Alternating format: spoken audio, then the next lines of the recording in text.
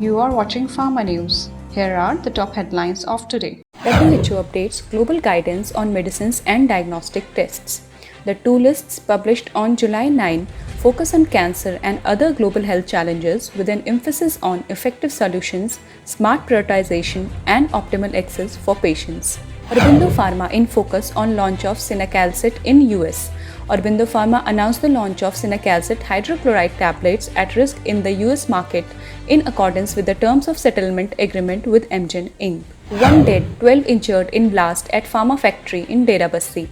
A worker was killed and 12 injured in a powerful blast on Wednesday at the Punjab Chemicals and Pharmaceuticals factory in Dera Bassi. Apotex loses 31 drug approvals after FDA cites plans for inadequate controls.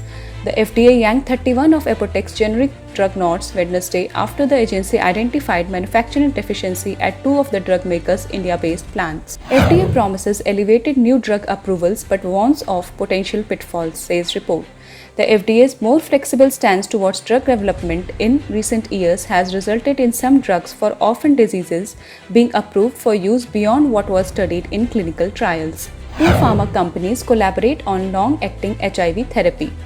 Gilead Sciences Inc. and Lindra Therapeutics are collaborating to create the HIV treatment which can be taken less frequently than current pharmaceuticals, many of which require patients to take 3 or more drugs each day. Amazon's Alexa to offer NHS healthcare advice. The UK government has announced that the NHS has plans to collaborate with Amazon to provide reliable health information from the NHS website through voice-assisted technology. Merck's Keytruda supplemental biologics license applications for 6-week dosing to be reviewed by FDA. In March, the European Commission had approved the 400 mg 6-week dosing schedule of Keytruda for approved monotherapy indications in EU. IPC to train workforce on standard setting of phytopharmaceuticals as per new regulations.